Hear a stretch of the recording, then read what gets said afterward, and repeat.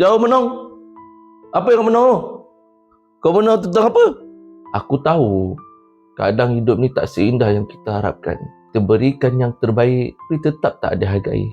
Kita sedih, tapi tetap dikhianati.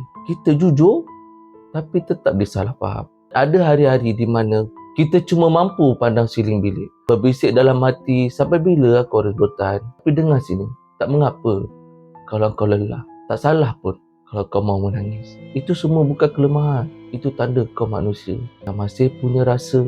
Cuma jangan biarkan kecewa hari ini membunuh harapan hari esok kau. Kau mungkin sedang diuji, tapi setiap ujian datang bersama kekuatan. Tuhan titip dalam diam.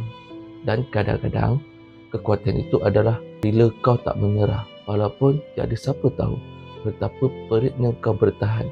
Lebih kuat dari apa yang kau fikirkan. Kalau hari ini kau rasa gelap, maka jadilah cahaya kecil dalam gelap tu. Walaupun cukup untuk menerangi langkah sendiri. Bila tak ada siapa yang tepuk bahumu, maka tepuklah bahumu sendiri. Sambil bisik, aku dah buat yang terbaik. Aku tak akan berhenti di sini. Sebab dunia ni mungkin tak selalu berpihak pada kita. Tapi selagi ada nyawa dan jiwa, selagi itu masih ada harapan untuk bangkit dan menemukan semua erti kebahagiaan. Janganlah sedih. Jom, kemana aku jogging. Pas tak jogging kan? Nak ikut tak? Nak ikut ke siap-siap?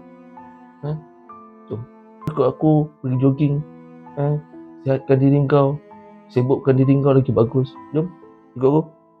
Aku tunggu kat bawah.